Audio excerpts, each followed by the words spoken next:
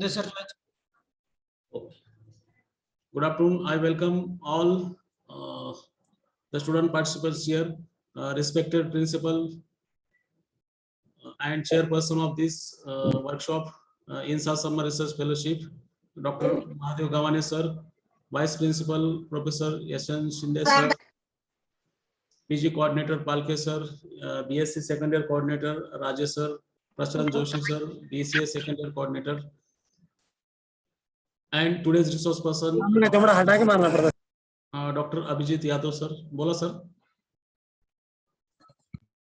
This INSA fellowship is we will conduct workshop every year, and the duration of this application is 13 October to 30 November. The students from UG second year and PG first year can apply for this, and students are getting fellowship of rupees 6,000 for 1 month, and 2 consecutive months he has to perform if he selected. He has to work with the institutes like IITs, ISCs, some NITs or some central universities also. So with these 3 academies, the students can apply. The application is online mode, and today we have arranged this workshop, how one can apply for this workshop, what is the procedure to apply for it, how to write the write-up for any particular subjects, what are the guidelines of that in these 2 sessions. And I request the chairperson of this session, Honorable Dr. Mahadev Gavane sir, to give presidential talk during this workshop. बोलणार नाही का और sir? हाँ बोला sir. मी बोलणार आहे का अजून? नाही का? बरं ठीक आहे.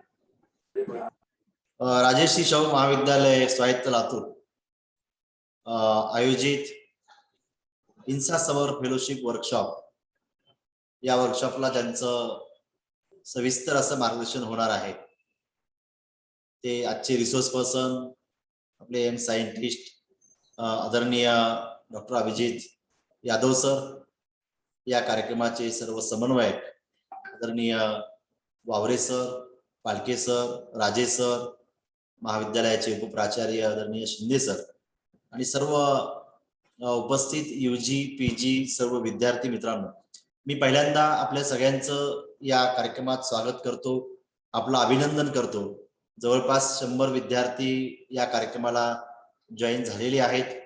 आपण आपलं विलिंगनेस आपलं दाखवलेलं आहे की आपण एक रिसर्च फेलोशिप जी आहे, जी इंडियन अकॅडमी ऑफ सायन्स यांच्याकडून दरवर्षी दिली जाते.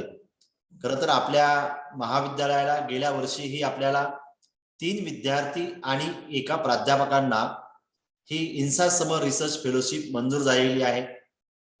आपली अपेक्षा आहे की सर्व विद्यार्थ्यांना याच्यामध्ये सहभागी करून घ्यावं आणि त्याच्या माध्यमामधून तुमच्यामध्ये एक रिसर्च विषयीचं एक ज्याला आपण आवड म्हणतो, ही आवड निर्माण व्हावी आणि आपण एक चांगलं रिसर्च करावं, या भूमिकेमधून हा वर्कशॉप आपण दरवर्षी घेतो. जास्तीत जास्त विद्यार्थी याला सहभागी होत असतात. हे आजचं वर्कशॉप हे 2 सेशन मध्ये आपण घेत आहोत. पहिलं session doctor Abhijit Yadav sir घेणार आहेत, दुसरं सेशन ITA विभागातील ज्योती माशाळकर मॅडम घेणार आहेत. आणि आपल्याला हे अप्लाय कसं करायचं आहे, त्याच्यासाठीचं जे काही आपल्याला राईटअप करायचं आहे, हे राईटअप कशा पद्धतीनं करायचं आहे, ही अत्यंत प्रतिष्ठेची असणारी ही फेलोशिप आहे. हे पहिल्यांदा आपण लक्षात घ्या. हे इंडियन अकॅडमी ऑफ सायन्स जी काही 1934 ला स्थापन झाली आणि याच्या माध्यमामधून विद्यार्थ्यांमध्ये, प्राध्यापकांमध्ये एक रिसर्च ॲटिट्यूड निर्माण व्हावा, त्याला थोडंसं प्रोत्साहन मिळावं, या भूमिकेमधून ही फेलोशिप सुरू केलेली आहे. CV रमन सारखी माणसं या इंडियन अकॅडमी ऑफ सायन्सची अध्यक्ष राहिले, पहिले अध्यक्ष प्रेसिडेंट म्हणून त्यांनी काम केलेलं आहे. कस्तुरी रंगन यांच्यासारखी माणसांनी या इंडियन अकॅडमी ऑफ सायन्सचं प्रेसिडेंट पद भूषवलेलं आहे. एक अत्यंत प्रतिष्ठेची असणारी ही एक फेलोशिप आहे आणि म्हणून आमची नेहमी अपेक्षा असते की आपल्या विद्यार्थ्यांनी, जास्तीत जास्त विद्यार्थ्यांनी याला अप्लाय करायचं. याला सगळा ही एक ऑटोनॉमस बॉडी आहे आणि ती डिपार्टमेंट ऑफ सायन्स आणि टेक्नॉलॉजी याच्या अंतर्गत ती काम करते. एक स्वायत्त बॉडी असल्यामुळं इथं रिसर्चचं प्रमोशन व्हावं या भूमिकेमधून आणि तुम्हाला एक फार मोठी संधी एका चांगल्या इन्स्टिट्यूटमध्ये आपल्याला मिळू शकते. जे काही 2 महिने 3 महिन्याचा हा कालावधी एक इंटर्नशिप आपली असते आणि तुम्हाला एका चांगल्या मार्गदर्शनाच्या खाली म्हणजे जे काही चांगले रिसोर्स पर्सन आहेत, जे चांगले गाईड आहेत, जे टॉप इन्स्टिट्यूटमध्ये IIT सारख्या इन्स्टिट्यूटमध्ये जी लोक काम करतायत त्यांच्यासोबत आपल्याला काम करण्याची एक संधी याच्या माध्यमामधून उपलब्ध होते आणि त्याच्यामधून आपल्यामधला जे काही एक रिसर्च ॲटिट्यूड आहे हा अधिक डेव्हलप होण्यासाठी आपल्याला मदत होते आणि या भूमिकेमधून आपण हे रिसर्च तुमचा जो काही विषय आहे एक सायंटिफिक नॉलेज याला प्रमोट करण्याचं ध्येय घेऊन ही इन्सा काम करते. जे टॅलेंटेड सायंटिस्ट आहेत त्याला असिस्ट करण्याचं काम या इन्सा फेलोशिपच्या माध्यमामधून केलं जातं. अपेक्षा असते की जे तरुण आहेत, जे तरुण विद्यार्थी आहेत यांच्यामध्ये एक सायंटिफिक ॲटिट्यूड निर्माण व्हावा, यांनी एक रिसर्च करावं, वेगवेगळ्या विषयावर करावं आणि हे रिसर्च करत असताना समाजामधले जे काही प्रॉब्लेम्स आहेत या प्रॉब्लेमला अनुसरून आपण हे रिसर्च करावं, ज्या रिसर्चचा उपयोग हा समाज, राष्ट्र याला झाला पाहिजे. आणि या भूमिकेमधून विद्यार्थ्यांना आता आपल्याला जे काही वर्कशॉप होणार आहेत, डॉक्टर अभिजित यादव सर आहेत, ज्योती माशेलकर मॅडम आहेत, ते तुम्हाला सविस्तर याच्यामध्ये माहिती देणार आहेत. तुम्हाला ऍप्लिकेशन करणं सोपं आहे, पण राईटअप लिहिणं आणि राईटअप लिहिण्यासाठीचा जो काही विषय आहे हा विषय ठरवणं हे फार महत्वाचं असतं आणि त्या दृष्टिकोनामधून आपण हे ह्या वर्कशॉपचा जास्तीत जास्त फायदा आपण घ्यावा असे आम्ही सगळ्यांना विनंती करतो. आणि जे काही करंट इश्यूज आहेत, जे समाजामधले जे काही प्रॉब्लेम्स आहेत आणि ते प्रॉब्लेम्स कशा पद्धतीनं आपल्याला सोडवता येतील, जे मॉडर्न ह्युमॅनिटी प्रॉब्लेम्स आहेत ते कशा पद्धतीनं आपल्याला सोडवता येतील, कशा पद्धतीनं आपल्याला सोल्युशन देता येईल, अशा पद्धतीनं आपण हे विषय निवडावेत. त्याच्यावर एक सुंदर असं स्टार्टअप आपण त्याला आपण राईटअप म्हणतो, राईटअप आपण त्याच्यावर लिहावं. हे लिहित असताना तुमची भाषा तिच्यामध्ये असणारं कॉपी पेस्ट न करता एक ओरिजिनल रिसर्च ज्याला आपण म्हणतो हे इथं अपेक्षित असतं आणि तुम्हाला एका चांगल्या IIT मध्ये एक 2 महिने राहण्याचा एक अनुभव मिळतो. तिथल्या रेप्युटेड लोकांसोबत आपल्याला काम करण्याची एक संधी मिळते. तुमच्या आयुष्यातला तो एक महत्वाचा टप्पा असतो आणि म्हणून आपण याला 100 पेक्षाही जास्त विद्यार्थी याला खरं तर जॉईन झालेले आहेत.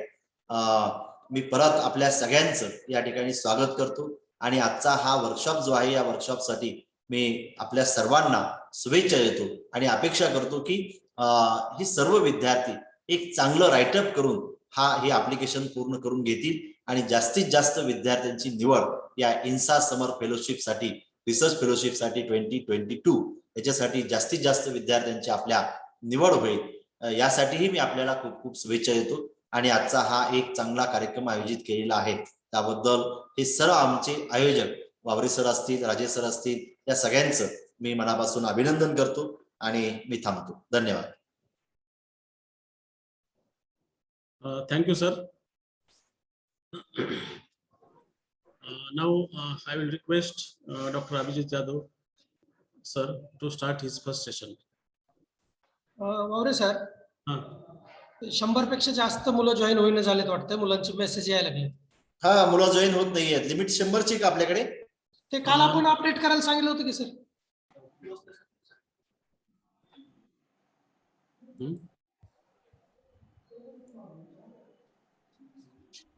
स्क्रीन दिसते का वावरे सर?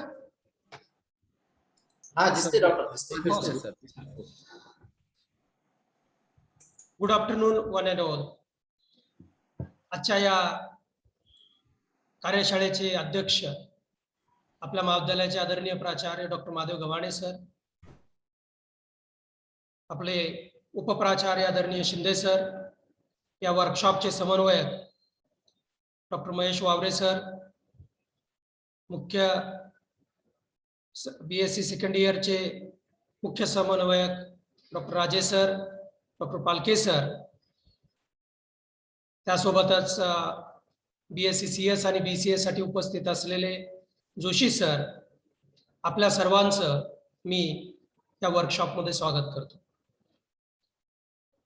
इन्सा समर रिसर्च फेलोशिप, ज्याच्यामध्ये दरवर्षी 35-40 हजार विद्यार्थी अर्ज करतात आणि त्यातल्या काही 700-800 विद्यार्थ्यांना जी फेलोशिप मिळते. आताचा आपले अध्यक्ष, कार्यक्रमाचे अध्यक्ष आदरणीय प्राचार्य साहेबांनी सांगितलं आपल्याला की एक सन्मानाची फेलोशिप, एक प्रेस्टिजियस अशी असलेली फेलोशिप दरवर्षी साधारणपणे 700-800 विद्यार्थी आणि 100 ते 200 प्राध्यापक यांना ही दिली जाते. ह्या फेलोशिप मध्ये काही गोष्टी ज्या ज्या समाविष्ट आहेत, त्याच्यामध्ये राईटअप आपल्याला एक 150 ते 250 शब्दाचं राईटअप किंवा ज्याला आपण अबस्ट्रॅक्ट म्हणू किंवा समरी म्हणू, हे आपल्याला लिहायचं असतं. आणि मग हे कसं लिहिलं पाहिजे, कोणते मुद्दे त्याच्यामध्ये आले पाहिजेत, जेणेकरून आपल्याला ह्या राईटअपचा फायदा, आपली निवड ह्या सन्मानाच्या अशा इन्सा समर रिसर्च फेलोशिप 2022 साठी होईल. आताच वावरे सरांनी सांगितलं की भारतातल्या 3 महत्वाच्या academy, Indian academy of sciences Bengaluru, Indian national science academy New Delhi आणि the national academy of sciences Prayagraj, ह्या 3 अकॅडमी मिळून हे फेलोशिप देत असतात. आणि मग या वर्षीसाठी दरवर्षी ही फेलोशिप दिली जाते. या वर्षीसाठी अर्ज मागवण्याची प्रोसेस आता सुरू झाली. 30 नोव्हेंबर 2022 जरी त्याची लास्ट डेट असली तरी जेवढं लवकर तुम्ही त्याच्यासाठी अप्लाय कराल तेवढा तो भाग तुमच्यासाठी चांगला असेल. I will start my presentation with a famous quote from Abraham Lincoln. Abraham Lincoln एका ठिकाणी लिहून ठेवलेलं आहे त्याच्या पुस्तकामध्ये, Give me 6 hours to chop down a tree and I will spend first hour sharpening the axe.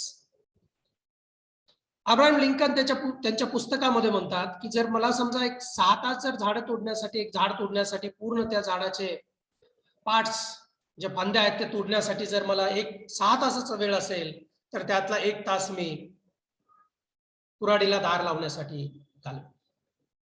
म्हणजे कुऱ्हाडीचे धार किती आहे त्याच्यावरती झाड तोडण्याचं काम किंवा त्या कामाचा वेग अवलंबून असतो. तसं समर रिसर्च फेलोशिप प्रोग्रामला अप्लाय करत असताना इथे काही कुऱ्हाड नाही, पण इथं जे तुमचं स्किल आहे, 3 गोष्टी महत्वाच्या लागतात या फेलोशिप मध्ये. त्या 3 गोष्टींना तुम्ही धार लावण्याचं काम करणं गरजेचं आहे. ही जी वेबसाईट आहे जिथून आपण अप्लाय करतो, ही मेन लिंक आहे की ज्याच्यावरून तुम्ही डायरेक्टली अप्लाय करू शकता. https वेब जॅब्स. तुम्ही साधं गुगलला जर सर्च केला इन्सा समर फेलोशिप 2022 तर तुम्हाला ही लिंक भेटून जाईल आणि मग तिथे जाऊन तुम्ही अप्लाय करू शकता. आता वावरे सरांनी सांगितलं की कोण अप्लाय करू शकतं. BSc सेकंड इयरचे विद्यार्थी, MSc फर्स्ट इयरचे विद्यार्थी, BCA सेकंड इयरचे विद्यार्थी या फेलोशिपसाठी अप्लाय करू शकता. हे करत असताना एक मिनिमम मार्क्स एक कट ऑफ पॉइंट आहे त्या ठिकाणी. आणि तुम्हाला 10वीला समजा तुम्ही BSc सेकंड इयरला असाल तर तुमच्या 3 परीक्षा महत्वाच्या आहेत. 10वीची परीक्षा, 12वीची परीक्षा, BSc फर्स्ट इयरची परीक्षा. तुम्ही जर BCA ला असाल तर 10वीची परीक्षा, 12वीची परीक्षा आणि BCA फर्स्ट इयरची परीक्षा. तुम्ही जर MSc ला असाल तर MSc ला असताना 10वीची परीक्षा असेल, 12वीची परीक्षा असेल, BSc फर्स्ट इयरची असेल, सेकंड इयरची असेल, थर्ड इयरची असेल. आता आपल्याकडे सेमिस्टर सिस्टीम आहे, म्हणजे 6 सेमिस्टरची परीक्षा असेल. त्या ठिकाणी तुम्हाला त्या परीक्षांमध्ये 65% जास्त मार्क असणं अपेक्षित आहे. त्या फेलोशिपला जसं आपण बघितलं त्याच्यामध्ये UG सेकंड इयर आणि PG फर्स्ट इयरचे विद्यार्थी आहेत. PhD चे विद्यार्थी आर नॉट एलिजिबल. आता जर तुम्हाला जे आपण अब्राहम लिंकनचं सांगत होतो की टू शार्पन द एक्स, तुम्ही सुरुवात करत असताना काही गोष्टी अप्लाय करत असताना तुमच्याकडे शार्पन द एक्स म्हणजे तुमचे कुऱ्हाडीला जे धार लावण्याचं काम आहे त्याच्यामध्ये जर कोणती गोष्ट सगळ्यात पहिली येत असेल तर ती म्हणजे तुमच्याकडे तुमचे जे 10वीचं मार्कशीट असेल, 12वीचं मार्कशीट असेल, बीएससी फर्स्ट इयरचं असेल किंवा त्याच्या पुढचे मार्कशीट्स असतील, ते तुमच्याकडे जेपीजी फॉर्मॅटमध्ये स्कॅन करून त्या प्रत्येक फाईलची साईज ही 700 KB पेक्षा कमी असली पाहिजे, अशा पद्धतीचं स्कॅन केलेलं तुमच्या गुगल ड्राईव्ह वरती किंवा तुमच्या पेन ड्राईव्ह मध्ये हे डॉक्युमेंट असणं गरजेचं आहे. त्यासोबतच जेव्हा तुम्ही विद्यार्थी म्हणून त्याला अप्लाय करता, तुम्हाला एका तुमच्या शिक्षकाचं नाव किंवा उपप्रमुखाचं नाव त्या ठिकाणी आपल्याला द्यावं लागतं. तर त्यांच्या कॉन्टॅक्ट डिटेल्स म्हणजे त्यांचं पूर्ण नाव काय आहे, त्यांचा पोस्टल ऍड्रेस काय आहे, त्यांचा ईमेल आयडी काय आहे, त्यांचा मोबाईल नंबर काय आहे, ह्या कॉन्टॅक्ट डिटेल्स तुमच्या जवळ टाईप केलेल्या किंवा लिहिलेल्या असणं गरजेचं आहे. पहिली गोष्ट म्हणजे scanned versions of marksheets from 10वी टू युअर लास्ट एक्झामिनेशन. दुसरी गोष्ट म्हणजे contact details of present teachers और हेड ऑफ द डिपार्टमेंट. तिसरी महत्वाची गोष्ट ज्याच्यावरती आज आपण बोलणार आहोत ते म्हणजे राईटअप. 150 ते 250 शब्दामध्ये जे अपेक्षित आहे ते राईटअप. समजा तुम्ही काही ट्रेनिंग घेतलेलं आहे, तुम्ही काही प्रोजेक्ट पूर्ण केलेला आहे, ते समजा एमएससी फर्स्ट इयरचे विद्यार्थी आहेत, बीएससी थर्ड इयरला त्यांनी प्रोजेक्ट पूर्ण केलेला असू शकतो. तर प्रोजेक्ट काही पूर्ण केलेला असेल तर त्याच्या डिटेल्स आणि त्यासोबतच एक्स्ट्रा करिक्युलर ऍक्टिव्हिटी मध्ये काही तुमचं पार्टिसिपेशन आहे का, समाजामध्ये तुम्ही काहीतरी जाऊन काही केलेलं आहे का अभ्यासाव्यतिरिक्त, ह्या गोष्टीचं त्याच्यामध्ये ह्या गोष्टी तुमच्याकडे त्याची यादी तयार असणं हे अपेक्षित आहे. म्हणजे मार्कशीट 700 KB पेक्षा कमी साईजच्या मार्कशीट्स स्कॅन केलेल्या जेपीजी फॉर्मॅटमध्ये, contact details of the one present teacher और हेड ऑफ द डिपार्टमेंट ज्यांना तुम्ही माहित असलं पाहिजे. एक राईटअप जे आपण बघणार आहोत कसं बनवायचं, details of training projects undertaken आणि एक्स्ट्रा करिक्युलर ऍक्टिव्हिटीज, हे साधारणपणे तुम्हाला एवढी यादी तुमच्याकडे असणं गरजेचं.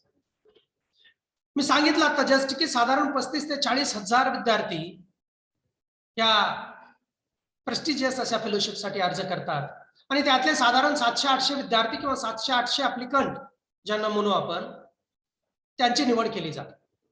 आपण एक मागच्या 2-3 वर्षातला जर एक आढावा घेतला, 2020 ला ही फेलोशिप जेव्हा रिझल्ट डिक्लेअर झाले तेव्हा केमिस्ट्रीमध्ये 155 फेलोशिप डिस्ट्रीब्यूट केले गेले, अर्थ प्लॅनेटरी सायन्सेस मध्ये 49 फेलोशिप डिस्ट्रीब्यूट केले गेले, engineering computer sciences including 326 fellowship, life sciences साठी 269 फेलोशिप, मॅथमॅटिक्स साठी 55 फेलोशिप, फिजिक्स साठी 108 फेलोशिप आणि ह्या ज्या काही ह्या फेलोशिपची बेरीज होते त्याच्यामध्ये 4 फेलोशिप ह्या आपल्या महाविद्यालयाच्या होत्या. एका शिक्षकाला, एका मॅथमॅटिक्सच्या पीजीच्या विद्यार्थ्याला, केमिस्ट्रीच्या एका विद्यार्थिनीला आणि मायक्रोबायोलॉजीच्या एका विद्यार्थिनीला, असे 4 फेलोशिप. हे जे आकडे दिसत आहेत तुम्हाला याच्यामध्ये आपल्याला 4 फेलोशिप आपल्या महाविद्यालयाला मिळाल्या होत्या. म्हणजे तुमच्या सारखेच विद्यार्थी जे आता जे तुम्ही शिक्षण घेताय तुमच्या सारख्या विद्यार्थ्यांना आपल्या महाविद्यालयामधून मिळाले होते. म्हणजे बघा 40-1,000 विद्यार्थ्यांमधून हे 700-800 आकडा आणि या 700-800 मध्ये आपल्या महाविद्यालयाचे 4 विद्यार्थी आले, म्हणजे एक मोठ्या प्रमाणामध्ये सक्सेस त्यावेळेस आपल्याला मिळाला.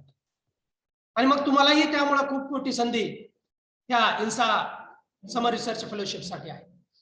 गेल्या वर्षीचा जर विचार केला तर गेल्या वर्षी साधारण तेवढेच अर्ज आले होते, पण यावर्षी केमिस्ट्रीची संख्या 155 फेलोशिपच्या ऐवजी 122 वर आली.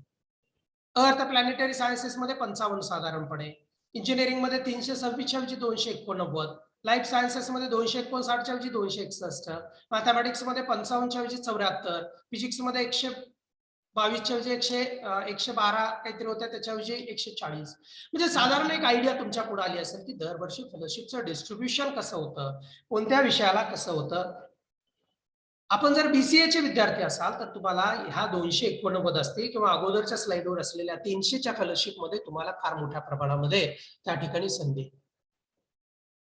त्यासोबतच बायोलॉजिकल सायन्सचे विद्यार्थी 261 म्हणजे 200 पेक्षा जास्त आहेत, केमिस्ट्री आहे 100 पेक्षा जास्त आहेत, फिजिक्स 100 पेक्षा जास्त आहेत. तर तुम्हाला अशा प्रमाणामध्ये संधी. त्याच्यामुळे तुमचा एक तुम्ही ज्यावेळेस बीएससी सेकंड इयरला आहात तुमच्याकडे 3 विषय असतील, 3 ऑप्शनल तुमचे असतील, त्या ऑप्शनल मधलं कोणत्या ऑप्शनलला तुम्हाला जो आवडतोय, ज्याच्यामध्ये तुम्हाला करिअर करायचं आहे, त्या विषयाचं राईटअप तुम्ही तयार करावं. आणि मग हे तयार करत असताना तुम्हाला एक गोष्ट महत्वाची असली पाहिजे की कोणत्या गोष्टीवरती तुम्हाला त्या फेलोशिपला ऍडमिशन मिळतं. फेलोशिप कोणत्या गोष्टीवरती दिली जाते, ती 3 गोष्टी महत्वाच्या आहेत. एलिजिबिलिटी क्रायटेरिया संपला, 65% मार्क पडले म्हटले की संपलं. पण तिथून पुढे गेल्यानंतर ह्या 3 गोष्टी महत्वाच्या आहेत. पहिलं म्हणजे कम्प्लीट ऍप्लिकेशन. इनकम्प्लीट जर ऍप्लिकेशन असेल तर ते स्वीकारलं जात नाही, म्हणजे तुम्हाला फेलोशिप मिळत नाही. म्हणजे application should be complete in all respect. Next stage आहे म्हणजे तुमचं राईटअप चांगल्या पद्धतीचं असलं पाहिजे. आणि तिसरं, तुमचे जे हेड ऑफ द डिपार्टमेंट किंवा टीचर तुमचे जे असतील ते तुम्हाला रिकमेंड केलेलं आहे, त्याच्यामध्ये कशा पद्धतीनं रिकमेंडेशन तुम्हाला दिलेलं आहे, त्या गोष्टीवरती तुमचं ऍडमिशन तुम्हाला फेलोशिप मिळते का नाही ते ठरवलं जातं. आता कम्प्लीट ऍप्लिकेशन तर आपण सगळेजण व्यवस्थित करणार आहोत. मी तुम्हाला सजेस्ट करेन की तुम्ही मोबाईलवरून भरायचा प्रयत्न करू नका. एखादी चुकीची फाईल त्या ठिकाणी अटॅच होऊ शकते आणि मग ते इनकम्प्लीट किंवा फॉल्स ऍप्लिकेशन म्हणून होऊ शकतं. तुम्ही डेस्कटॉप वरून अगदी तुम्ही कॉलेजमध्ये या पेनड्राईव्ह मध्ये डॉक्युमेंट स्कॅन केलेले आणि तुमच्या टीचर कडून इथं भरून घ्या, चालेल. पण तुम्ही मोबाईलवर जर प्रयत्न केला तर डॉक्युमेंट मिस होण्याचा किंवा बऱ्याच वेळा तिथं त्या ठिकाणी ऑटोस फिलिंग असतं, ते फिल होऊन चुकीची माहिती जाण्याची शक्यता असते. म्हणून ऍप्लिकेशन भरत असताना तुम्ही जे काही डॉक्युमेंट आहे त्याच्या स्कॅनर्ड कॉपी घेऊन तुम्ही कॉलेजमध्ये आला चालेल. तुम्हाला तिथं ज्या ठिकाणी सोयीचं आहे, कम्प्युटर जिथं उपलब्ध आहे, लॅपटॉप उपलब्ध आहे, तिथून तुम्ही भरलात तरी त्या ठिकाणी चालू शकतो. त्याच्यानंतर राईटअप आता आपण तयार करणार आहोत. Letters of recommendation from teachers. तुम्ही अशा टीचर्स द्या की आता अशी पॉसिबिलिटी असू शकते, तुम्ही बीएससी सेकंड इयरला आहात, कदाचित तुम्ही आम्हाला भेटलेला नसता आणि मग भेटलेला नसल्यामुळे तुमच्याबद्दल कंप्लीट इन्फॉर्मेशन माहित नसते, तर तुम्ही एकदा त्या टीचरला फोन करा किंवा त्यांना भेटा, सर असं आहे, मी तुमचं नाव या ठिकाणी फेलोशिपला देतोय, तुमचा मोबाईल नंबर मला द्या, ईमेल आयडी मला द्या, आणि जर माझं तुमच्याकडे जर रिकमेंडेशन लेटर देण्याची वेळ आली तर मला सर रिकमेंड करा. असं जर तुम्ही सांगितलं तर त्या ठिकाणी पॉझिटिव्ह तुमच्याबद्दल माहिती होऊ शकते. आता मग आपण जाऊया हे राईटअप जे काही डिसाइडिंग फॅक्टर आहे ते कसं तयार केलं जातं. काय असतं राईटअप?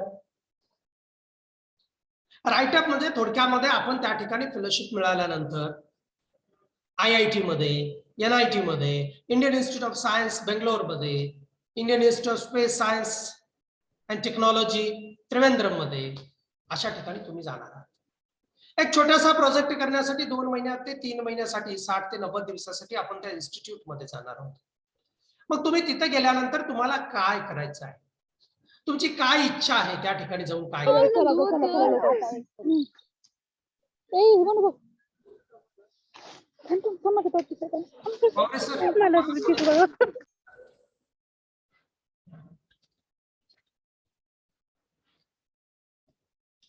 तुम्हाला त्या ठिकाणी गेल्यानंतर तुम्हाला हा प्रोजेक्ट त्या ठिकाणी इम्प्लिमेंट करायचा, त्या ठिकाणी ते प्रोजेक्टचं एक्सपेरिमेंटल वर्क करायचं, स्टडी करायचा आहे. तर त्या गोष्टी त्या राईटअप मध्ये आल्या पाहिजे. तुमची आयडिया काय आहे, रिसर्च बद्दल तुमच्या काय आयडिया आहे, तुम्हाला तिथं जाऊन काय करायचं आहे. फिजिक्स आहे समजा, सोलार सेल तयार करायचा आहे, तुमची काय आयडिया आहे सोलार सेल, तुम्हाला जो सोलार सेल तयार करायचा आहे कसा तयार करायचा. राईटअप लिहित असताना तुमच्या 2 गोष्टी बघितल्या जातात विद्यार्थी मित्रांनो. एक म्हणजे की तुमच्याकडे किती रिसर्च अप्टिट्यूड आहे, एक गोष्ट झाली. आणि दुसरी गोष्ट म्हणजे तुमचं रायटिंग स्किल काय आहे. कळत नकळत ह्या 2 गोष्टीचं तुमचं इव्हॅल्युएशन होत असतं. पहिली गोष्ट म्हणजे की तुमच्याकडे रिसर्च इथोच काय आहे, रिसर्च आयडिया काय आहे, आणि दुसरी गोष्ट म्हणजे तुमचं रायटिंग स्किल या ठिकाणी काय. मग तुम्ही म्हणाल सर रिसर्च आयडिया कशी येऊ शकते. आपण जर आता काय झालं, आजकाल आपण मोबाईलमध्ये जास्त बघतो, निसर्गाकडे आपण बघत. आपण बसमध्ये बसून चाललो तरी आपलं लक्ष मोबाईलमध्ये असतं, खिडकीतून कधी बाहेर बघत. पण तुम्ही जर निसर्गाच्या अवतीभोवती जर तुम्ही बघितलात, if you have a good observation skill, तुम्हाला आयडिया सुचू शकतात. काय आपल्याला प्रॉब्लेम्स आहेत किंवा अभ्यास करत असताना एखादी आयडिया सुचून जाते, असं केलं तर काय होऊ शकतं. ती तुमची आयडिया ऑफ रिसर्च ही सगळ्यात महत्वाची. मग तुम्हाला समजा आता आयडिया नाही, पण तुम्हाला वाटतंय असं की आपण उदाहरणार्थ ऑर्गॅनिक सिंथेसिस मध्ये केमिस्ट्रीमध्ये मला प्रोजेक्ट करायचा किंवा ई कोलायवरती मायक्रोबायोलॉजी मध्ये प्रोजेक्ट करायचा. तुम्हाला हे जे सुचतं ही तुमची बेसिक आयडिया असते. फिजिक्स मध्ये असेल तर सोलार सेल एक उदाहरण सांगितलं मी, मॅथमॅटिक्स असेल तर कोडिंग थिअरी असेल. जर समजा BCA चे या ठिकाणी विद्यार्थी असतील तर तुम्हाला आर्टिफिशियल इंटेलिजन्स असेल, मशीन लर्निंग असेल, व्हर्च्युअल रियालिटी असेल, ऑगमेंटेड रियालिटी असेल, आर्टिफिशियल इंटेलिजन्स असेल, इंटरनेट ऑफ थिंग्स असेल. म्हणजे एकंदरीत जर आपण विचार केला तर ह्या टॉपिक किंवा एक ब्रॉड सब्जेक्ट तुमच्या डोक्यामध्ये असतो आणि मग तो ब्रॉड सब्जेक्ट ही तुमची आयडिया ऑफ रिसर्च असते. तर तुम्हाला जर अजून चांगलं करायचं असेल तर त्या ठिकाणी तुम्हाला रिव्ह्यू पेपर हे नावाची एक संकल्पना असते. तुम्ही जर समजा एखाद्या विद्यार्थ्यानं असं केलं की मला आर्टिफिशियल इंटेलिजन्स मध्ये प्रोजेक्ट करायचा, तर एक सोपी आयडिया सांगतो मी. तुम्ही काय करायचं, तुम्ही काय करायचं, गुगल वरती तुमचे जे हिट वर्ड आहे, जे की कीवर्ड आहे, जसं मी सांगितलं सोलार सेल, जसं मी सांगितलं ऑर्गॅनिक सिंथेसिस, तसं समजा ऑर्गॅनिक सिंथेसिस PDF नावाने गुगलला review paper organic synthesis PDF नावाने तुम्ही सर्च करा. तुम्हाला एक लेटेस्ट 1-2 पेपर चांगल्या क्वालिटीचे रिव्ह्यू पेपर डाउनलोड करा, ते वाचा. ते वाचल्यानंतर तुम्हाला ऑर्गॅनिक सिंथेसिस मध्ये काय केलं जाऊ शकतं याची आयडिया येते, किंवा कोडिंग थिअरी मध्ये काय काम चालतं आणि आपण काय करू शकतो ही आयडिया येते. आर्टिफिशियल इंटेलिजन्स मध्ये काय केलं जातं आणि आपण कुठं गॅप आहे तुम्ही वाचल्याशिवाय तुम्हाला कळणार नाही. तुम्ही ब्लाइंडली जर लिहायचा प्रयत्न केला तर तुम्हाला काही सुचणार नाही. तुम्हाला एक ब्रॉड टॉपिक तुमच्या डोक्यामध्ये सध्या असेल, कुणाकडे तर असेल, समजा एक उदाहरण म्हणून आपण घ्यायला, मग आता समजा ऑर्गॅनिक सिंथेसिस मध्ये जर समजा टॉपिक ब्रॉड तुमच्या डोक्यामध्ये आहे, तुम्ही organic synthesis review paper on organic synthesis PDF टाकलं, तुम्हाला गुगल वरती काही PDF चे पेपर आले, तुम्ही वाचल्यानंतर तुम्हाला लक्षात येईल की करंटली रिसर्च कशामध्ये केला जातो. आता आपण साधारणपणे इंडियन फेलोशिपला अप्लाय करतो, त्यातल्या त्यात इंडियन ऑथरचे पेपर वाचतो, कारण ती जी फॅसिलिटी असेल, ती जी ऑर्गॅनिक सिंथेसिसची सिस्टीम असेल ती कदाचित भारतामध्ये आहे की नाही माहित नाही. म्हणून आपण जर इंडियन ऑथरचा पेपर वाचला, किंवा समजा तुम्ही जर एखाद्या इन्स्टिट्यूटला टार्गेट करत असाल, समजा तुम्ही एखाद्या institute Indian institute of science मध्ये करायचं, इंडियन स्टॅटिस्टिकल इन्स्टिट्यूट बँगलोरला करायचं, तुम्ही जेव्हा हे टार्गेट करता तेव्हा तिथल्या ऑथरचे पेपर वाचा. राईटअप तयार करत असताना 2 गोष्टी आहेत. एक म्हणजे तर तुमच्या डोक्यामध्ये असलेली ब्रॉड आयडिया, किंवा काही जणांना वाटतं MSc केमिस्ट्रीचा मी विद्यार्थी आहे सर, मला असं वाटतं की Indian institute of chemical technology IICT जालन्याला आहे आणि त्या ठिकाणी मला प्रोजेक्ट करायचा. चांगली आयडिया आहे. जालन्याला तुम्ही सर्च करा कोण कोण टीचर्स काम करतात, तिथं सायंटिस्ट कोण कोण काम करतात, त्यांचं रिसर्च काय, आणि मग त्यांनी लिहिलेले पेपर वाचा. मग तुम्हाला एक लक्षात येईल की तिथं काय काम चालतं. मी मल्टी डायमेन्शनल सांगतो, म्हणजे एक तर तुमच्याकडे ब्रॉड आयडिया असेल तर त्यातले रिसर्च पेपर वाचा, आणि त्या आयडियावरती तुम्ही जर त्या वेबसाईटला गेला तर त्या ठिकाणी रिसर्च गाईडची पूर्ण यादी आहे. 1000पेक्षा जास्त गाईड्स आहेत. बघा मी तुम्हाला सांगितलं 700 ते 800 फेलोशिप दिल्या जातात आणि 1000पेक्षा जास्त गाईड्स आहेत म्हणून सांगतोय मी. म्हणजे फेलोशिप जेव्हा दिली जाते तेव्हा गाईड शिल्लक राहत आहेत, पण विद्यार्थी कमी पडतात. गाईडची तिथं कमी नाही, पण कमी कशाची आहे, तुमच्याकडे असणाऱ्या आयडियाची कमी. चांगली आयडिया तुमच्याकडे केवळ असणं गरजेचं आहे, कारण तुम्ही जर गेलात म्हणजे पहिलं पेज आहे, तुम्ही अप्लाय म्हणा, तिथं सब्जेक्ट सिलेक्ट करा आणि पुढे जावा, लिस्ट येते सगळ्या गाईडची.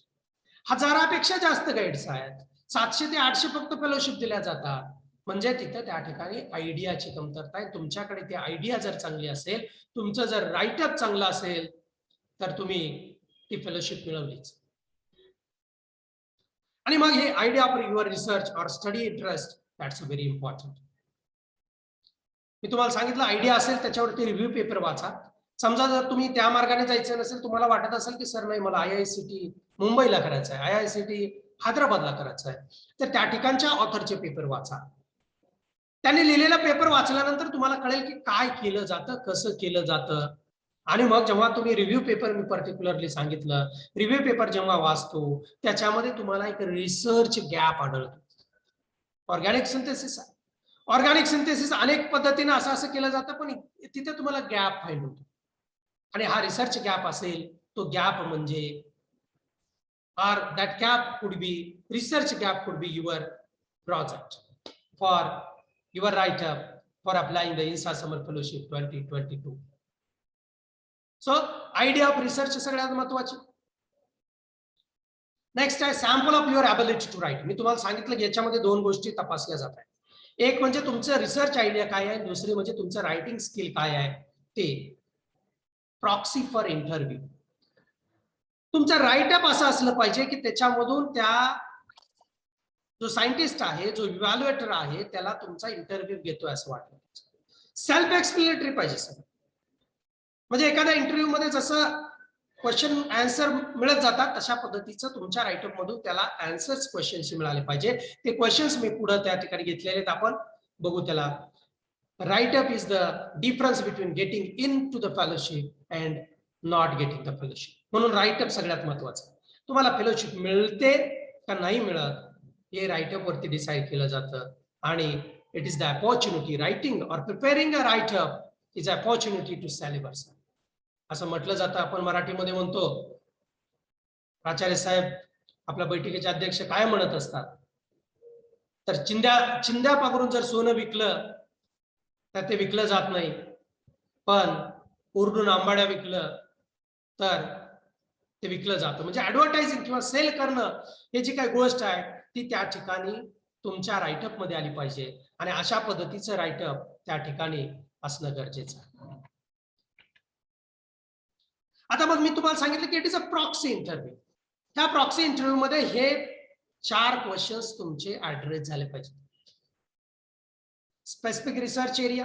What is your specific research area. मी सांगितलं organic synthesis, coding theory, E coli असेल, फिश वरती असेल, झुलॉजी मध्ये, फिजिक्स मध्ये सोलर सेल असेल, सुपर कॅपॅसिटर असेल, इलेक्ट्रॉनिक्स मध्ये ऑर्गॅनिक लाईट इमिटिंग डायोड्स असतील, कम्प्युटर सायन्स मध्ये आर्टिफिशियल इंटेलिजन्स असेल, इंटरनेट ऑफ थिंग्स असेल, मशीन लर्निंग. ही जी काही स्पेसिफिक रिसर्च एरिया आहे तो what is your specific research area. Then हे तुम्ही साधारण 20 ते 25 शब्दामध्ये लिहा. पहिला जो मुद्दा आहे तो साधारणपणे 20 ते 25 शब्दामध्ये लिहा. दुसरा आहे few points about your research interest. तुमचे काय रिसर्च त्याच्याबद्दल 30 ते 40 शब्दामध्ये लिहा किंवा 40 ते 50 लिहिले तरी चालते. Few points about your research interest, that is the words 40 to 50 words. त्याच्या नेक्स्टला why you are interested in this topic. तुम्हाला हाच टॉपिक मध्ये काय आयडिया निर्माण झाली, इंटरेस्ट निर्माण झाला, याचा आन्सर करा 40 ते 50 शब्दामध्ये. बघा मी त्याला पहिल्याला सांगितलं write about your specific research area, त्याच्यामध्ये सांगितलं की 25 शब्द लिहा समजा.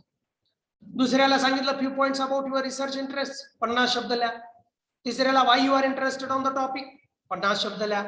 आणि इथं जे आहे what you want to achieve through this project, इथं 50 शब्द लिहा. पहिले 25, पुन्हा 50, 50, 50, 175 शब्द झाले. That is a ideal word limit for preparing a write. म्हणजे पहिल्या 25 शब्दामध्ये write about specific research area, then write few points about your research interests, then write why you are interested in the topic, this topic. Research interest म्हणजे तुमचे interest काय आहे. माझे एवढे interest आहेत, मला सोलार सेल मध्ये करू वाटतं, ऑर्गॅनिक लाईट इमिटिंग डायोड मध्ये करू वाटतं, सुपर कॅपॅसिटर मध्ये करू वाटतं, बॅटरी मध्ये करू वाटतं. But my research interest topic for this fellowship is solar cell. असं why you are interested in this topic. Then what you want to achieve through this project. तुम्हाला काय अचीव करायचं आहे ते लिहा. Very important thing, don't copy paste. तुम्ही दिलेलं write-up 250 शब्द जरी असले तरी त्याचं प्लॅजियारिझम केलं जातं. सिमिलॅरिटी इंडेक्स काढला जातो, कुठून तुम्ही कॉपी पेस्ट केलं ते फाइंड आउट केलं जातं. आणि मग तुमचं जर राईटअप कॉपी पेस्ट असेल तर तुमचा एंटायर ऍप्लिकेशन डस्टबिन मध्ये जातो. तुम्ही कॉपी पेस्ट करणार, एवढी मेहनत घेणार आणि तुमचं ऍप्लिकेशन डस्टबिन मध्ये जाणार. So don't copy paste. एक उदाहरण म्हणून आपण मागच्या फेलोशिपला जे राईटअप सिलेक्ट झालेलं आहे या ठिकाणी न्यूक्लिअर फिजिक्स मध्ये, ज्यांनी भाभा ॲटॉमिक रिसर्च सेंटर नवी मुंबईला जे राईटअप सिलेक्ट झालं होतं ते एका विद्यार्थ्याचं आपण हे राईटअप या ठिकाणी घेतलेलं आहे. या ऑफकोर्स हे आपण इंटरनेटवरून घेतलेलं आहे. आता बघा कसं लिहिलेलं आहे राईटअप, तुम्हाला एक आयडिया येऊन जातो. तुम्हाला स्क्रीनशॉट घ्यायचा असेल तर घ्यायचा. बघा तो विद्यार्थी काय लिहितोय बघा, बीएससी सेकंड इयरचा विद्यार्थी आहे. My specific area of interest is nuclear and high energy physics. बघा मी जसं सांगितलं पहिल्यांदा त्यांनी लिहिलं स्पेसिफिक एरिया ऑफ इंटरेस्ट कोणता. My specific area of interest is nuclear and high energy physics. हा ब्रॉड टॉपिक डोमेन झाला, ब्रॉड मोठा झाला. पुढे लिहिले ते ना, I would like to gain more knowledge about the fundamental particles that make up the universe and how they interact with each other. लगेच त्याने त्याचं एम लिहिलं. पुढे लिहितो तो, I have only a brief idea about the standard model and hope that this fellowship shall help me get deeper insight about physics of particles and mathematics involved in it. बघा कसं लिहिलं. तो जो काही विद्यार्थी आहे तुमच्यासारखाच बीएससी सेकंड इयरचा त्यांनी लिहिलेला आहे. हे जे आहे हे सिलेक्ट झालेलं write-up. My specific area of interest is nuclear and high energy physics. I would like to gain more knowledge about fundamental particles that make up the universe and how they interact with each other.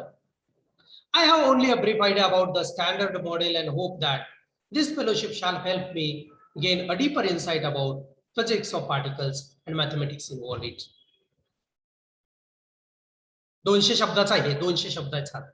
पुढे लिहितोय पुढच्या paragraph मध्ये तो विद्यार्थी, I would also like to do some experimental study of some radioactive phenomena like alpha decay, beta decay etcetera and their various applications like carbon dating. म्हणजे बघा त्यानं किती पहिल्यांदा त्यानं सांगितलं माझा इंटरेस्ट ब्रॉड एरिया कोणता आहे, त्याला कशामध्ये नॉलेज हवा आहे, त्याच्याकडे काय आहे. I have only brief idea about standard model लिहिले त्यानं. आणि त्याच्या ह्या फेलोशिप थ्रू त्याला काय अचीव्ह करायचं आहे, deeper insight about physics of particles and mathematics involved in it. त्यासोबतच त्यानं काय सांगितलं, I would also like to do some experimental study of some radioactive phenomena like alpha decay, beta decay etcetera and their various applications like carbon dating. किती focused आहे बघा. आता लगेच जेव्हा फेलोशिपला तिथं ज्यावेळेस एखादा इव्हॅल्युएटर असेल तो म्हणेल हे काम कुठं चालतं बाबा, हे काम 2 ठिकाणी होऊ शकतं. कुठं कुठं, Bhabha atomic research centre Trombay Mumbai, दुसरं कुठं Indira Gandhi centre for atomic research Kalpakkam Chennai, Tamil Nadu Kalpakkam Tamil Nadu. म्हणजे या 2 ठिकाणी कोण गाईड आहे लगेच ते फाइंड आउट करतील. म्हणजे एवढं फोकस्ड तुमचा हा राईटअप असला पाहिजे. पुढे लिहिलंय, a detailed study of different types of particle accelerators and how they are helpful in gaining information about the properties of different particles would be welcome. बघा किती छान लिहिलं. पुढे लिहितोय विद्यार्थी, since I am currently in my second year of undergraduate studies and have no prior experience in the field of research, I think this fellowship shall be extremely helpful for me in gaining the same. म्हणजे gaining the same म्हणजे experience about the research. Studying the core subject does not give me much interest, much insight into what it is likely to do original research on any subject, and taking part in research fellowship shall not only kindle an interest in research but also help me think in a way physicists should. म्हणजे physics मधलं nuclear आणि particle physics मध्ये एका विद्यार्थ्याने लिहिलेलं BSc second इयरच्या जे select झालंय असं राईटअप म्हणतात. म्हणजे बघा कसं त्यांनी किती फोकस्ड लिहिलेलं आहे, किती सिस्टमॅटिकली. याच्यात काही कॉपी पेस्ट करण्यासारखं आहे का? तुम्हाला याच्यातलं काहीच कॉपी पेस्ट करू शकत नाही तुम्ही. हा आता हेच आहे असं घेऊ नका, फक्त हे तुमच्या शब्दामध्ये लिहिलं पाहिजे. अशा पद्धतीनं तुम्ही राईटअप लिहिणं, एक उदाहरणार्थ तुम्ही असं लिहू शकता. त्याच्यामध्ये आता एक तुम्हाला उदाहरण सांगितलं, ऑलरेडी मी तुम्हाला सांगितलं कोणते मुद्दे कव्हर करायचे, कसे मुद्दे कव्हर करायचे. सेंट्रल थीम मध्ये तुमच्या त्या राईटअप मध्ये एक गोष्ट आली पाहिजे, ती म्हणजे reason of your interest in attending the science academy summer research fellowship 2020. आणि तुम्ही त्या ठिकाणी एखादे म्हणू सुद्धा शकता, एक वाक्य असं टाकू शकता, हे 200 शब्दाचं 250 शब्दापर्यंत लिहू शकता. तुम्ही त्या ठिकाणी एक वाक्य टाकू शकता की मला संधी मिळाली तर बाबा ॲटॉमिक रिसर्च सेंटर मुंबई या ठिकाणी काम करायला आवडेल.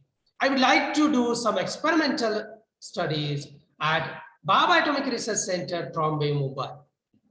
अशा पद्धतीने तुम्ही त्या ठिकाणी ते लिहू शकता. हे ऑलरेडी डिस्कस केलेलं आहे. आता सगळ्यात महत्वाच्या ज्या गोष्टी आहेत तुम्ही लिहित असताना,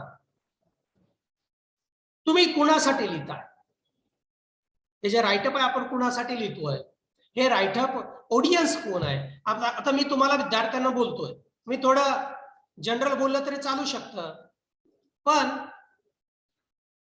तुम्ही हे लिहिताय ते म्हणजे ऍडमिशन कमिटीसाठी लिहिताय. विद्यार्थी मित्रांनो, 40 वर्ष 50 वर्ष ज्यांचा टीचिंग रिसर्च मध्ये ज्यांचा अनुभव आहे असे लोक तुमचं राईटअप वाचणार आहे. ऍडमिशन कमिटी मेंबर्स कोण असतात, तुम्ही जाऊन लिस्ट बघा वेबसाईटला. फेलोज असतात वेगवेगळ्या, Indian academy of sciences, national academy of sciences, यांचे फेलो म्हणजे वयाची 70 वर्ष 80 वर्ष वय असलेले प्राध्यापक, रिटायर्ड प्रोफेसर्स या ठिकाणी काम करत असतात. त्यांना 40-50 वर्ष या क्षेत्रामध्ये काम केलेलं असतं, टीचिंग मध्ये, रिसर्च मध्ये. आणि मग त्या ठिकाणी त्यामुळं तुमचा ऑडियन्स हा असे शास्त्रज्ञ लेवलची माणसं असतात. Admission committees are professors in your discipline. No need to define basic terminology. तिथं सांगायची गरज नाही. Solar cell is defined as the device which converts electromagnetic radiation into electricity. No need. सगळ्याला माहिती आहे सोलार सेल म्हणजे काय. So admission committees, first thing you keep in mind that admission committees are the professors in your discipline. No need to define basic terminology. Next, establish your voice confident but not arrogant. आपण एक example write-up मध्ये बघितलं किती confident विद्यार्थ्यांना लिहिलेलं आहे ते. So establish your voice confident but not arrogant. Your tone should be very straightforward. आणि कधी कधी काय होतं विद्यार्थी मित्रांनो, आपले पुअर परफॉर्मन्सेस असतात, अकॅडमिक परफॉर्मन्सेस असतात. तुम्हाला जर वाटलं त्या ठिकाणी की बाबा या ठिकाणी आपल्याला थोडं निगेटिव्ह आपली बाजू आहे आपल्या ऍप्लिकेशन मध्ये, एखादं वाक्य त्याच्याबद्दल तुम्ही सांगू शकता. एक्नॉलॉजी युअर, ते तर लिहिलंय त्यांनी. आय डोंट हॅव द, बघा इथे लिहिलं होतं पुअर, त्याचा निगेटिव्ह सुद्धा लिहिलं होतं, विकनेस. इथे लिहिलं होतं, since I am currently in my second year of undergraduate studies, have no prior experience in the field of research. त्यांनी कमी ऍडमिट केलं की मला एक्सपिरियन्स नाही आहे. तसं तुम्ही या ठिकाणी एक्नॉलेज करणं हे फार गरजेचं आहे. Acknowledge your failure, this performances, poor performances, lack of experience, and then focus on achievements and not the failures. आता अशा पद्धतीने जेव्हा तुम्ही राईटअप लिहा, म्हणजे मी तुम्हाला अजून एकदा रिवाइज करतो. काय करायचं, आता समजा तुमचा एक ब्रॉड टॉपिक ठरला असेल, एक कोणताही ब्रॉड टॉपिक घ्या, प्रोबायोटिक्स घ्या. समजा ज्यांनी लाईफ सायन्सेस मध्ये त्यांनी एक प्रोबायोटिक्स आहे, तो टॉपिक घेतल्यानंतर ब्रॉड रिसर्च तुमचा प्रोबायोटिक्स डिफाईन झाला. तुम्हाला प्रोबायोटिक्स मधलं काय माहिती आहे हे सांगा, तुम्हाला काय करायचं हे सांगा, कसं करायचं हे सांगा, कुठे करायचं हे सांगा. आणि हे सांगितल्यानंतर हे लिहिलेलं राईटअप तयार झाल्यानंतर प्रोबायोटिक्स कुणाला जमतं जास्त, समजा तो बायोटेक्नॉलॉजीचा विषय असेल, झुलॉजीचा विषय असेल, तुम्ही तिथे प्रोफेसरला जाऊन विचारा, sir I have prepared this write-up, please go through it. Request करा त्यांना आणि त्यांचा फीडबॅक घ्या. तुमच्या थर्ड इयरच्या विद्यार्थ्याकडून घ्या. तुमच्या आजूबाजूला जर पीजी त्याच्यातले एक्सपर्टाईज कोण विद्यार्थी असतील तर त्यांना दाखवा, त्यांचे सजेशन्स घ्या. So getting feedback is more important. At your current college, talk with professors, students about fellowship program and the application process. Get suggested revisions from them on your draft writeup. आणि एकदा मग असं write-up तयार झालं ते already आपण हे cover केलेलं आहे, हे सुद्धा आपण कव्हर केलेलं आहे सगळं. How to write statement should be, हे पण कव्हर केलेलं आहे, ते पण कव्हर केलं आपण. ऑलरेडी आय हॅव डिस्कस दिस. आता हे महत्वाचं, हा एक गोष्ट महत्वाची. तुम्ही जर 4-5 पॅराग्राफ करत असला, जसं आपण एक एक्झाम्पल दाखवलं त्याच्यामध्ये हेच होतं. फर्स्ट पॅराग्राफ इंट्रोडक्शन लिहिली आपण, सेकंड पॅराग्राफ मध्ये रिसर्च एक्सपिरियन्स काय तुम्हाला माहिती आहे ते लिहिलं, थर्ड मध्ये explain the skills that you have, चौथ्या पॅराग्राफ मध्ये tell them what you hope to gain from their fellowship, आणि तुम्हाला काय कॉन्ट्रीब्युट करू वाटतंय, तुम्हाला काय काम करू वाटतंय, आणि शेवटी कन्क्लुजन तुम्ही लिहिणं त्याच्यामध्ये गरजेचं आहे. This also we have already covered. तर अशा पद्धतीनं तुम्हाला जो काही राईटअप लिहिलेला आहे त्या राईटअप मध्ये जो वाचणार आहे, तुमचा जो काय ऍडमिशन कमिटीचे तिथले प्रोफेसर वाचणार आहेत, त्यांना एक क्लिअर आयडिया आली पाहिजे. The reader should be able to see what you are interested in. तुम्ही कशामध्ये इंटरेस्टेड आहे, why you are interested in that field. They should be, the admission committee should be able to see that you know that what is this fellowship, see that you will be a success. म्हणजे तुम्ही जर जेव्हा लिहिता तेव्हा तुम्ही जे write-up लिहिलेलं आहे ते तुम्हाला त्या ठिकाणी सक्सेस कडे तुम्हाला जाता आलं पाहिजे. अशा पद्धतीचं राईटअप तुम्ही लिहिणं अपेक्षित आहे. आपल्याला जर काही याबद्दल, ह्या राईटअपच्या बद्दल आपल्याला जर काही क्वेश्चन्स असतील आपण विचारू शकता.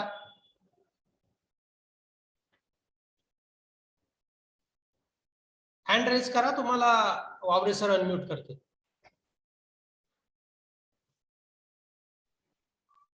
Raise your hands if you have any questions.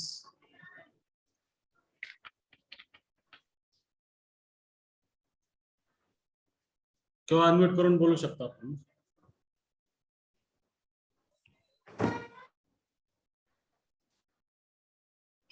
Unmute करून बोलू शकता. If there are no questions, I would like to thank the organizers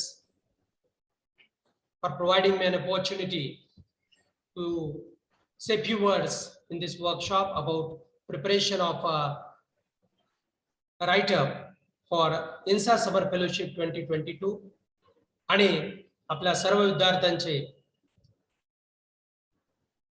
खूप खूप आभार. आपण शांत लक्ष देऊन ऐकून घेतला. आपल्या या कार्यक्रमाचे अध्यक्ष आदरणीय प्राचार्य साहेब यांचे आभार. वावरे सर, राजे सर, पालके सर, जोशी सर, आपल्या सर्वांचे आभार म्हणून मी या ठिकाणी माझं सेशन, जे पहिलं सेशन होतं आपलं how to prepare a writeup, हे मी इथे एंड करतोय. Over to you Waware sir. Thank you very much sir. आपण सखोल असं मार्गदर्शन केलं. निश्चितच विद्यार्थ्यांना राईटअप लिहिण्यामध्ये, फेलोशिप मध्ये, ऑनलाईन मध्ये अप्लाय करण्यामध्ये याचा नक्कीच त्यांना उपयोग होईल.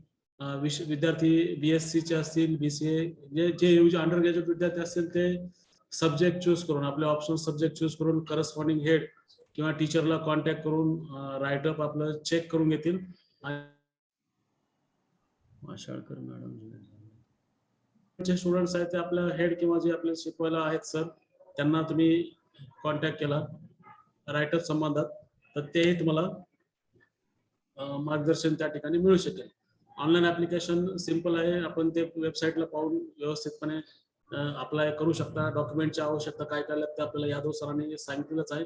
तर यादव सरांना मी आभार व्यक्त करतो. धन्यवाद. त्यांनी अतिशय उत्कृष्ट असं मार्गदर्शन सर्व विद्यार्थ्यांना या ठिकाणी केलेलं आहे. यानंतर वळूया आपण नेक्स्ट सेशन कडे. आपल्या महाविद्यालयातील जेव्हा आपण फर्स्ट टाइम इन्सा साठी अप्लाय केलं होतं, त्या 3 विद्यार्थी आणि 1 स्टाफ सिलेक्ट झाले होते. त्यापैकी स्टाफ मधून सिलेक्ट झालेले मॅडम आहेत IT डिपार्टमेंटच्या कोऑर्डिनेटर माशाळकर मॅडम. ते आपल्याला या ठिकाणी त्यांचा अनुभव मार्गदर्शन करणार आहेत थोडक्यात. तर मी त्यांना विनंती करतो की त्यांनी आपलं सेशन लगेचच चालू करावं. Mashalkar madam. Thank you sir. Sir आवाज येतोय का?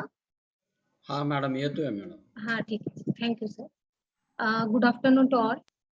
राजर्षी शाहू महाविद्यालय ऑटोनॉमस लातूर विज्ञान विभागाने विज्ञान शाखेने आयोजित केलेल्या INSA summer research fellowship programme 2022 वर्कशॉपचे अध्यक्ष महाविद्यालयाचे प्राचार्य डॉक्टर महादेव गव्हाणे सर, उपप्राचार्य डॉक्टर AJ राजू सर, उपप्राचार्य प्राध्यापक सदाशिव शिंदे सर, या वर्कशॉपचे रिसोर्स पर्सन व IQAC coordinator doctor Abhijit Yadav sir, वर्कशॉपचे coordinator HOD mathematics department doctor Mahesh Wavare sir, सर्व क्लासचे कोऑर्डिनेटर्स, टीचर्स, विद्यार्थी आणि विद्यार्थिनींनो. आत्ताच या वर्कशॉपचे रिसोर्स पर्सन डॉक्टर यादव सरांनी आपणा सर्वांना इन्सा फेलोशिप प्रोग्रामची सखोल अशी माहिती दिली आहे की राईटअप कसा लिहायचा किंवा ही फेलोशिप काय असते, कोणत्या अकॅडमीज थ्रू ही फेलोशिप ऑर्गनाइज केली जाते, त्यासाठी कुठल्या क्लासचे विद्यार्थी व कोणत्या क्रायटेरियाचे विद्यार्थी ह्याच्यासाठी इलिजिबल असू शकतात. त्याचबरोबर टीचर्स सुद्धा ह्याच्यासाठी अप्लाय करू शकतात. तर हेही सरांनी सांगितलेलं आहे. राईटअप कसा लिहायचा याच्यावरती सरांनी खूप असं डिटेल असं मार्गदर्शन आपल्या सर्वांना इथं केलेलं आहे. तर सरांचे जे काही मार्गदर्शन आहे ते तर तुम्हाला म्हणजे आपल्या सर्वांना ते फॉलो करायचे. पण इन ॲडिशन टू दिस मी थोडक्यात आपल्या सर्वांसमोर माझा इन्सा समर रिसर्च फेलोशिप साठीचा जो मी राईटअप लिहिला होता त्याबद्दलचा एक्सपिरियन्स मी शेअर करणार आहे. राईटअप असेल किंवा अदर काही गोष्टी ज्या म्हणजे मी अप्लाय करत असताना फॉलो केल्या होत्या त्या गोष्टी मी तुमच्याशी शेअर करते. इन्सा समर रिसर्च फेलोशिप प्रोग्राम 2020 साठी माझी टीचर कॅटेगरी मधून IISc Indian institute of sciences Bangalore येथे निवड झाली होती. मला जे गाईड अलॉट झाले होते ते डॉक्टर AG रामकृष्णन जे की IIT मद्रासचे होते. त्या वर्षी देखील आजच्या सारखा सेम वर्कशॉप अरेंज केला होता. त्या वर्कशॉप दरम्यान महाविद्यालयाचे प्राचार्य, उपप्राचार्य डॉक्टर अभिजित यादव सर, वावरे सर व त्यांच्या टीमनी आम्हाला खूप चांगलं मार्गदर्शन केलं होतं, जसं आज आता तुम्ही ऐकत आहात. त्याचाच भाग म्हणून माझी व माझ्यासोबत 3 विद्यार्थ्यांची आपल्या महाविद्यालयातून त्या वर्षी निवड झाली होती.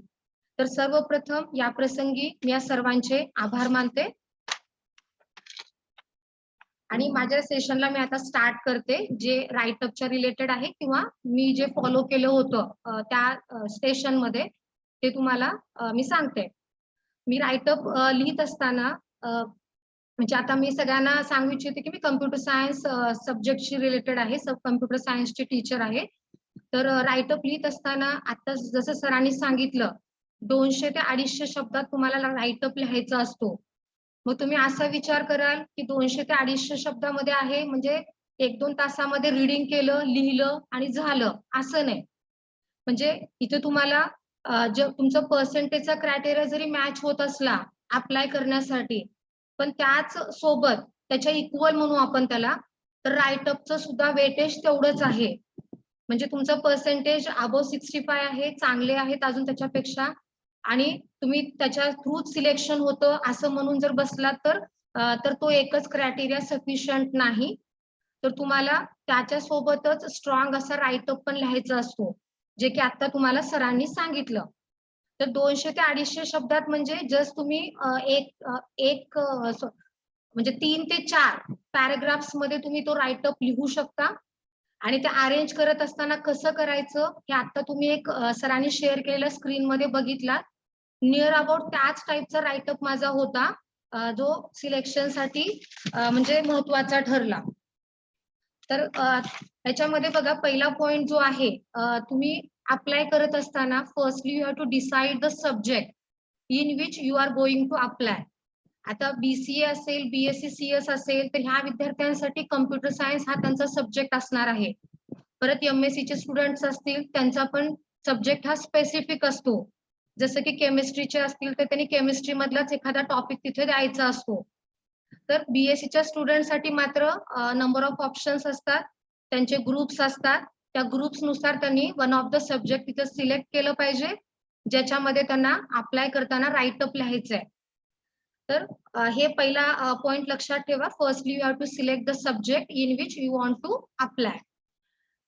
मी कम्प्युटर सायन्स सब्जेक्टचे असल्यामुळे माझा सब्जेक्ट जो आहे तर मी कम्प्युटर सायन्सला रिलेटेडच राईटअप लिहिला होता. सेकंड पॉइंट तुम्हाला असं तिथे प्रिपेअर करावं लागेल, तुम्ही जो सब्जेक्ट सिलेक्ट केलाय तर त्या सब्जेक्ट मध्ये वेगवेगळे रिसर्चचे ब्रॉड एरियाज असतात. जसं की आता कम्प्युटर सायन्स मध्ये AI हा एक ब्रॉड एरिया आहे, मशीन लर्निंग आहे, कम्प्युटर व्हिजन आहे. तर असे वेगवेगळे ब्रॉड एरियाज प्रत्येक सब्जेक्ट मध्ये असतात. केमिस्ट्री मध्ये असतात, फिजिक्स मध्ये असतात, मायक्रोबायोलॉजी मध्ये असतात, मॅथमॅटिक्स मध्ये असतात.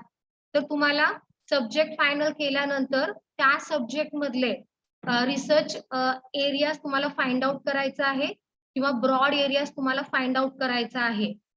माझ्या केसमध्ये जर सांगायचं म्हटलं तर मी कम्प्युटर सायन्स मधला DIP that is digital image processing हा ब्रॉड एरिया मी घेतला होता राईटअपच्या वेळेस. तसं तुम्ही तुमच्या सब्जेक्ट मधला एखादा चॅलेंजिंग किंवा ज्याचा ट्रेंड सध्या चालू आहे असा रिसेंट ब्रॉड एरिया तुम्ही सिलेक्ट करा.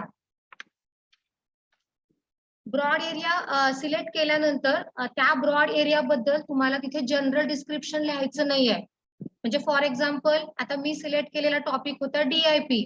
तर DIP काय असतं, DIP ची हिस्ट्री काय आहे, DIP मध्ये बेसिक गोष्टी काय आहेत, तर हे न लिहिता तुम्हाला तिथे त्या ब्रॉड एरिया मधले जे मेन टेक्निक्स किंवा मेथड्स आहेत तर ते मेथड्स तुम्हाला तिथे स्पेसिफाय करायचे असतात.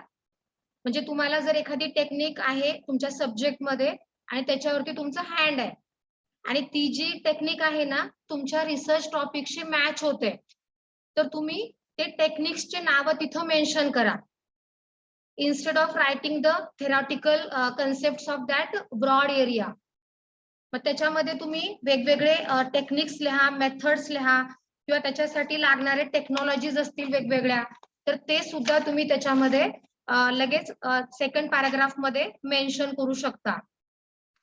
तर परत अजून एक ब्रॉड एरिया घेतल्यानंतर आणि प्लस तुम्ही मेथड्स तिथे लिहिता, तर मेथड्स जे तुम्ही घेता ना तर त्या रिसर्च टॉपिकला मॅच होणारे असावे. फॉर एक्झाम्पल मी आता DIP हा टॉपिक ब्रॉड एरिया घेतला होता, तर त्याच्यामध्ये मी काय केलं होतं, मला काय येतं किंवा कोणत्या टेक्निक वरती माझं हँड आहे तर ते लिहिलं मी आणि त्याच्यानंतर मला तिथे अदर किंवा ह्याच्यापेक्षा अजून एक्स्ट्रा कोणत्या टॉपिक मध्ये वर्क करायला आवडेल ते सुद्धा मी तिथे स्पेसिफाय केलं होतं. जसं की पॅटर्न रिकॉग्निशन आहे, इमेज मायनिंग आहे, डॉक्युमेंट इमेज अनालिसिस आहे. असे जे सध्या कम्प्युटर सायन्स मध्ये सगळ्यात जास्त रिसर्च डिमांडेबल सब्जेक्ट्स आहेत किंवा टॉपिक्स आहेत, तर असे टॉपिक तिथं मी मेन्शन केलं होतं. आता प्रत्येकाने म्हणजे असं कन्सिडर करायची गरज नाहीये की मी फक्त कम्प्युटर सायन्सचं सांगतेय. तर तुम्ही तुमच्या सब्जेक्ट मध्ये जो तुम्ही ब्रॉड एरिया सिलेक्ट केलेला आहे तर त्या ब्रॉड एरियामध्ये तुम्हाला कोणकोणते म्हणजे रिसर्च प्रॉब्लेम्स तुम्ही सॉल्व्ह करू शकता असे टॉपिक्स तुम्ही फाइंड आउट करा आणि त्याच्यावरती तुम्हाला वर्क करायला आवडेल किंवा त्याच्याबद्दल नॉलेज मिळवायला आवडेल असं तुम्ही तिथे स्पेसिफाय करा व्हाईल रायटिंग द राईटअप. त्याच्यानंतर नेक्स्ट थिंग, आता काही विद्यार्थी आपल्या इथं ना BSc सेकंड इयरचे आहेत. MScच्या स्टुडंट्सला थोडंसं प्रोजेक्टचं बॅकग्राऊंड असतं, रिसर्च काय असतं थोडंसं बॅकग्राऊंड माहिती असतं, पण सेकंड इयरच्या विद्यार्थ्यांना तेवढं त्याची माहिती नसते रिसर्च ओरिएंटेड.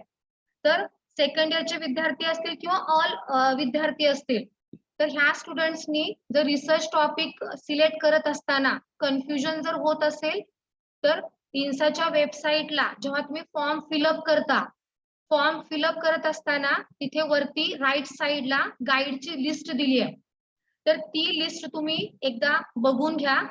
त्या लिस्ट मध्ये तुमच्या सब्जेक्टचे जेवढे गाईड असतील त्यांना सॉर्ट आउट करा आणि त्या गाईड्सचे जे काही एरिया ऑफ स्पेशलायझेशन आहे म्हणजे त्यांचं ज्याच्यामध्ये हँड आहे तर ते टॉपिक्स तुम्ही सॉर्ट आउट करा आणि त्याच्यापैकी जर तुम्हाला टॉपिक घेता आला तर बेस्ट राहील.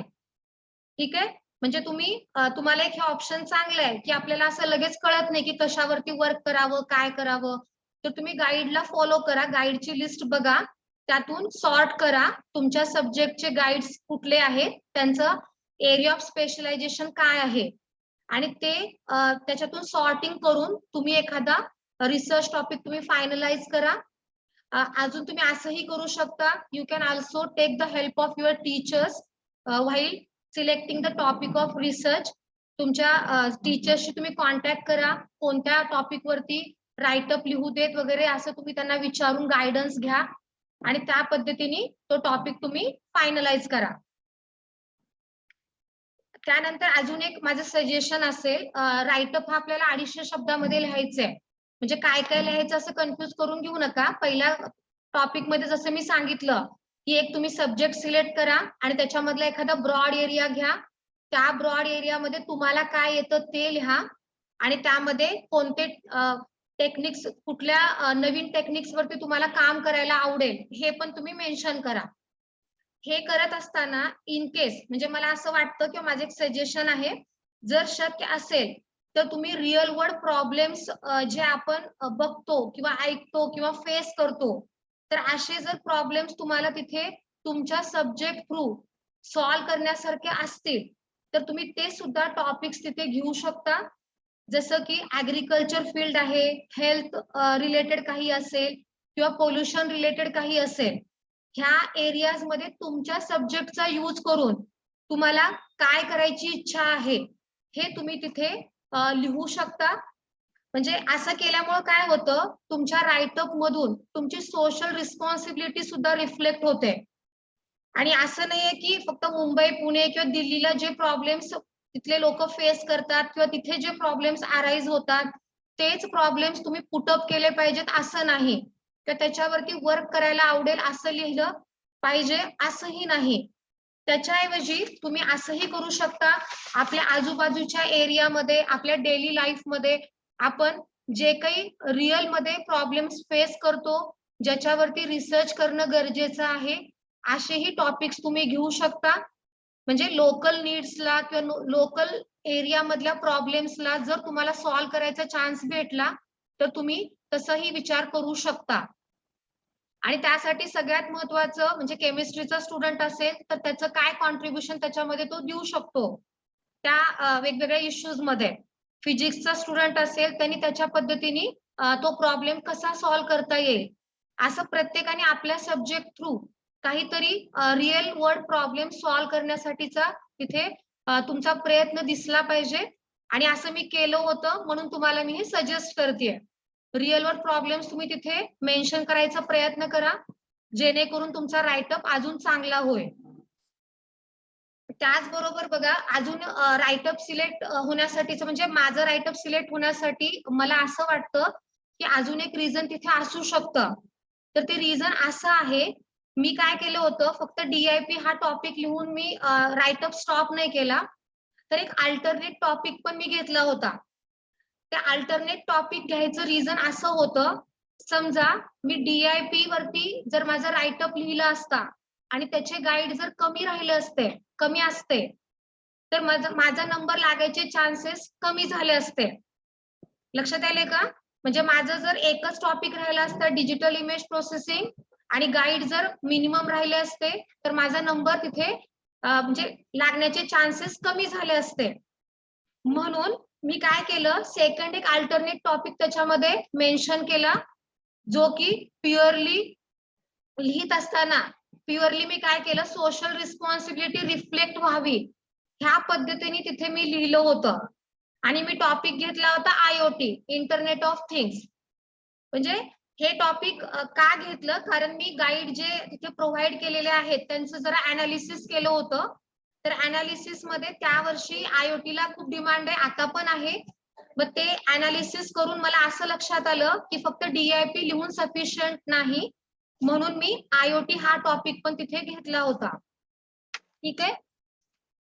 तर IoT टॉपिक घेतल्यानंतर त्याच्यामध्ये सुद्धा फक्त मला IoT वरती वर्क करायला आवडेल किंवा मला हे करायला आवडेल ते करायला आवडेल असं न लिहिता डायरेक्टली मी काय केलं होतं, आपण जे डेली लाईफ मध्ये प्रॉब्लेम्स फेस करतो, जसं की पोल्युशनचा प्रॉब्लेम आहे किंवा सोलार कम्प्युटिंगचा प्रॉब्लेम म्हणजे सोलार कम्प्युटिंगचा यूज आहे, ग्रीन कम्प्युटिंगचा यूज आहे, ज्याच्यामुळे एनर्जी कन्झम्पशनचा जो प्रॉब्लेम आपण म्हणतो ते आपण सॉल्व्ह करू शकतो. तर असे सुद्धा टॉपिक्स मी IoT ला रिलेटेड त्याला लिहिताना मॅच केलं होतं. आणि IoTचा यूज करून ह्या सगळ्या गोष्टी आपल्याला कसं अचीव करता येतील हेही तिथं मी लिहिलं होतं. म्हणजे सगळ्यांना आता लक्षात आलं असेल की एक टॉपिक तर द्याच, पण दुसरा टॉपिक जर तुम्हाला द्यायचं असेल तर तुम्ही तोही देऊ शकता. पण देत असताना वर्डची जी लिमिट आहे ती क्रॉस नाही झाली पाहिजे. विदिन लिमिट तुम्हाला हे सगळं लिहिता आलं पाहिजे. शेवटी असंही मेन्शन करायला काही हरकत नाही, म्हणजे राईटअप लिहित असताना म्हणजे तुम्ही असं तिथं मेन्शन करू शकता की आपण रुरल एरियाला बिलॉंग करतो किंवा आपल्यासाठी रिसर्च एक्सपोजर साठी कमी अपॉर्च्युनिटीज असतात आणि जे काही रिसोर्सेस टूल्स हाय लेवलचे आपल्याला लागतात रिसर्च साठी तर ते अनअवेलेबल असतात आपल्या एरियामध्ये. म्हणजे तुम्ही असाही एखादा तिथे सेंटेन्स शेवटी ऍड करू शकता. तुम्हाला असं वाटेल की हे निगेटिव्ह पॉइंट आपण का पुटअप करायचा, पण हे निगेटिव्ह पॉइंट लिहित असताना तुम्ही असं लिहा की ते अपिलिंग वाटलं पाहिजे. म्हणजे हे असंच मी बोलायचं म्हणून बोलत नाहीये, मी स्वतः हे शेवटी मेन्शन केलं होतं. मी तिथे मेन्शन केलं होतं की we are belonging to the rural area, म्हणजे आपण तिथे रुरल एरिया बिलॉंग करतो. त्याचबरोबर आपल्याला तेवढं एक्सपोजर भेटत नाही. तरी तुमच्याकडे जर आम्हाला चान्स मिळाला, तिथे आमचा जर नंबर लागला, तर आम्ही ह्या सगळ्या गोष्टी तिकडे शिकू शकतो, अचीव करू शकतो. असं एखादं सेंटेन्स तुम्हाला लिहायचं असेल, तुम्ही लिहू शकता. म्हणजे हे सगळ्याच केसेसमध्ये तुम्हाला सगळेच लिहा असं नाही म्हणणार मी, पण मी आता माझा एक्सपिरियन्स शेअर करत आहे. त्यामुळे ह्या टाईपचा डेटा मी तिथं लिहिला होता. तिथे मी अपिलिंग सेंटेन्स तिथे ऍड केलं होतं. मे बी ते पण एखादं फॅक्टर असू शकतं सिलेक्शनचं. शेवटी मी काही टिप्स तुम्हाला सांगते व्हाईल रायटिंग द राईटअप, जे महत्वाचे वाटतात मला की केले होते. त्यामध्ये सरांनी जसं सांगितलं, सरांनी खूप छान राईटअप बद्दल डिटेलमध्ये सांगितलेलंच आहे. पण माझ्या राईटअपच्या वेळेस मी जे पर्टिक्युलर गोष्टी फॉलो केल्या होत्या ते तुम्हाला मी इथं सांगते. राईटअप लिहित असताना जो काही तुम्ही मॅटर किंवा टेक्स्ट लिहिता, तर हा इंटरनेट वरून कॉपी पेस्ट केलेला नसला पाहिजे. जसं सरांनी सांगितलं तेच मी परत रिवाइज करते, कारण जर तुम्ही ते कॉपी पेस्ट केला तर लगेच त्यांना ते लक्षात येतं, प्लॅगरिझम तिथे चेक केला जातो. त्यामुळे असं काही करू नका. सेकंड थिंग, राईटअप लिहित असताना असं काही कंपल्सरी नाहीये की खूप असं अलंकारिक भाषा असली पाहिजे वगैरे. तुम्ही जे काही लिहिता ते सिंपल वर्ड्स मध्येच लिहा. ते लिहित असताना तुम्हाला जे म्हणायचंय किंवा जे सांगायचंय हे स्पेसिफाय झालं पाहिजे किंवा रिफ्लेक्ट झालं पाहिजे. म्हणून सिंपल वर्ड्सचा यूज करून तुमचा राईटअप तुम्ही लिहायचा प्रयत्न करा. जास्त काही कॉम्प्लिकेटेड वर्ड्स लिहिले पाहिजे, जास्त त्याला अलंकारिक लँग्वेज वापरली पाहिजे असं काहीही नाही.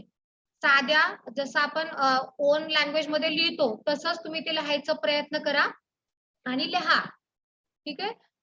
नेक्स्ट थिंग बघा, राईटअप लिहित असताना एकही ग्रॅमॅटिकल मिस्टेक नसू नये.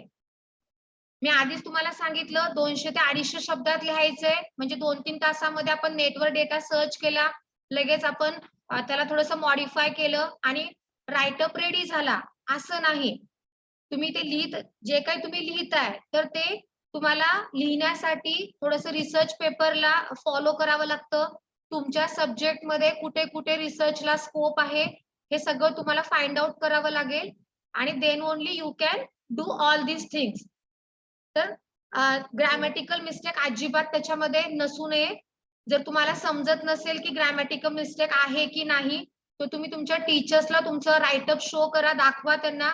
त्यांच्याकडून एकदा क्रॉस व्हेरीफाय करून घ्या आणि वाटल्यास तुम्ही टायपिंग करत असाल तर वर्ड मध्ये तुम्हाला तिथे ग्रॅमॅटिकल चेकचा ऑप्शन आहे, त्या थ्रू पण तुम्ही ग्रॅमॅटिकल मिस्टेक्स तुम्ही आधी रिमूव्ह करून घ्या आणि नंतर तुमच्या टीचर्स कडून पण ते क्रॉस व्हेरीफाय करून घ्या, जेणेकरून तुमच्या त्या राईटअप मध्ये एकही ग्रॅमॅटिकल मिस्टेक नसणार आहे. आणि हे कशामुळे सांगते, कारण ही जी फेलोशिप आहे ना ती खूप हाय लेवलची आहे, रेप्युटेड आहे. त्यामुळे अशी सिली मिस्टेक आपण तिथे न जर केले तर आपले सिलेक्शनचे चान्सेस वाढतात. त्याचबरोबर अजून एक मुद्दा महत्वाचा सांगते, 200 ते 250 शब्दामध्ये राईटअप लिहायचंय, म्हणजे एक्झॅक्ट 250 पर्यंतच राईटअप असावा असं नाही. आता यादव सरांनी पण खूप छान सांगितलं की 175 वर्ड्स पर्यंतच त्यांनी कॅल्क्युलेशन केलं होतं. तर माझ्या बाबतीत जर सांगायचं म्हटलं तर माझा राईटअप हा फक्त 204 शब्दाचा होता, नॉट 250 कम्प्लीट. 204 शब्दामध्ये मी माझा राईटअप लिहिला होता. म्हणजे असं नाही म्हणत मी की तुम्ही पण 204 पर्यंत किंवा 175 पर्यंतच लिहावा. तुम्ही फक्त 250 ला एक्सीड करू नका. त्याच्यापेक्षा कमी तुमचा राईटअपचं वर्डिंगचं लिमिट असलं पाहिजे. हे पण महत्वाचं आहे. जास्त जर तुम्ही वर्ड्स मध्ये लिहिलात तर ते ऍक्सेप्ट केलं जात नाही, तिथे लिमिट दिलेली असते. त्यामुळं ते प्रॉपरली तुम्ही त्याच लिमिट पर्यंत लिहायचा प्रयत्न करा. आणि सगळ्यात शेवटचा मुद्दा इथे सांगते मी, जसं मी आधीच सांगितलं की पुण्याला, मुंबईला किंवा अदर कंट्रीज मध्ये काय प्रॉब्लेम असतो, तो सॉल्व्ह करण्यासाठी काय करावं, हे तर तुम्ही म्हणजे सगळं रीड करा. पण आपल्या सोसायटीमध्ये किंवा आपल्या आजूबाजूचे प्रॉब्लेम जर आपल्याला पुटअप करता आले, जसं की आता सांगितलं मी, ऍग्रीकल्चर आहे, पोल्युशन आहे, हेल्थ रिलेटेड इश्यूज आहेत, तर हे तुम्ही पॉइंट आउट करा. म्हणजे त्याच्यामुळे काय होतं, तुमची सोशल रिस्पॉन्सिबिलिटी तुमच्या राईटअप मधून रिफ्लेक्ट होते. तर हे सुद्धा एक पॉझिटिव्ह तिथे म्हणजे जे कोणी ते रीड करणारे म्हणजे अथॉरिटी पर्सन असतील, तर ते लोक रीड करताना त्यांना पण समजेल की ह्याची जरा म्हणजे सोसायटी बद्दल थोडीशी ह्याला जाणीव आहे सोसायटीची, ह्याला काहीतरी सोसायटीसाठी करायचंय. त्यामुळं ते सुद्धा एक तुम्हाला बेनिफिट होऊ शकतो.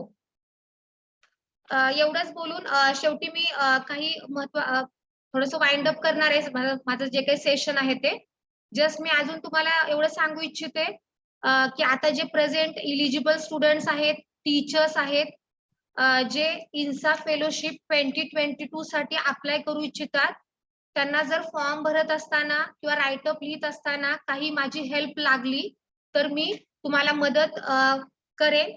मी IT डिपार्टमेंट मध्ये वर्क करते. तुम्ही मला विचारू शकता. जेवढं काही मला सांगता येईल ते नक्कीच मी सांगेन. आणि राईटअप किंवा हे फॉर्म भरण्याची लास्ट डेट 30 नोव्हेंबर आहे. तर 30 नोव्हेंबर खूप लांब आहे असं म्हणून वेट करू नका. आतापासूनच तुम्ही तुमचा टॉपिक सर्च करायला स्टार्ट करा, म्हणजे शेवटच्या क्षणी घाई नाही होणार. तर त्याच्यासाठीचे डॉक्युमेंट्स जे काही तुम्हाला सरांनी सांगितले त्या पद्धतीने सगळं कलेक्शन करून तुम्ही वेबसाईटला जाऊन हा फॉर्म फिलअप करू शकता. शेवटी मी एवढंच म्हणेन, आपण सर्वजण मिळून या प्रोग्रामसाठी जास्तीत जास्त विद्यार्थी व शिक्षकांची निवड कशी होईल व आपल्या महाविद्यालयाचं नाव कसं उंचावता येईल यासाठी प्रयत्न करूयात. I wish all the best to all eligible students and teachers for this program. आयोजकांनी मला इथे माझं इन्सा फेलोशिप प्रोग्रामचा एक्सपिरियन्स शेअर करण्याची संधी दिली, त्याबद्दल त्यांचे मी आभार मानते. मी थांबते. Thank you one and all. Thank you Mashalkar madam. अतिशय विस्तृत असं तुमचा अनुभव यामध्ये तुम्ही मेन्शन केलाय. विद्यार्थ्यांना जर काही क्वेश्चन असतील तर अनम्यूट करून विचारू शकता. स्टुडंटला काही शंका असतील तर विचारू शकता. आणि तुमचे प्रॅक्टिकल एक्झाम आणि थेअरी एक्झाम नोव्हेंबर मध्ये असल्यामुळे तुम्ही आताच या 8-10 दिवसामध्ये राईटअप कम्प्लीट करून अप्लाय केलं तर बरं पडेल.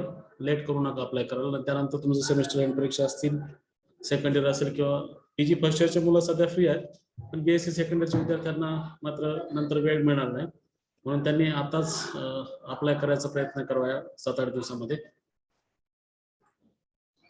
विद्यार्थ्यांना काही प्रश्न दिसत नाही.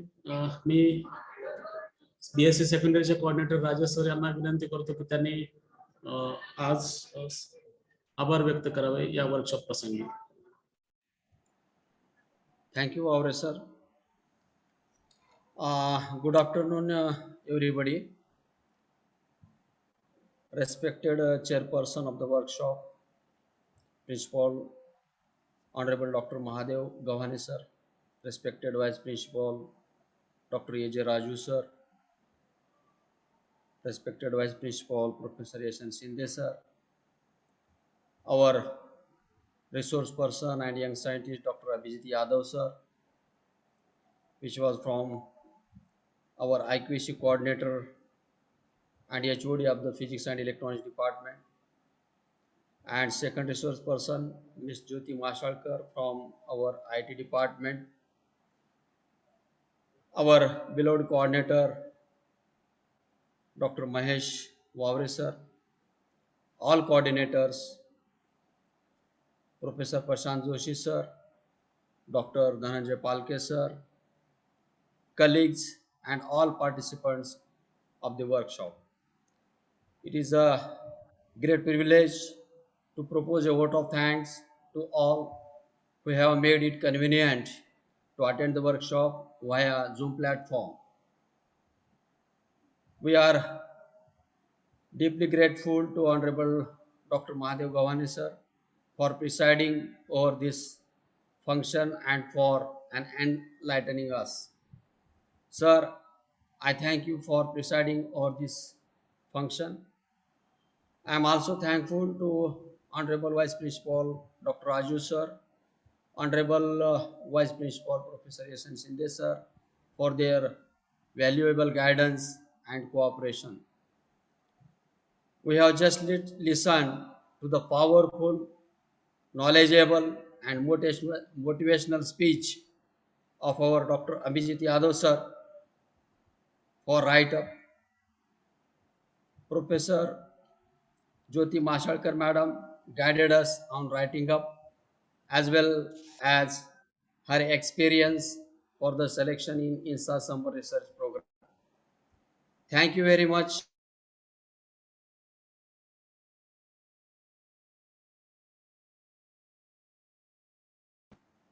Thank you, madam. Thanks to all participants. Thank you one and all. Thank you, sir. Thank you very much. Participants are requested to leave the meeting. Yes, Birazdar. Birazdar, yes. Yes, sir. End करा meeting चुकून तुम्ही host झालात आता तुम्हाला end करत होते हो sir.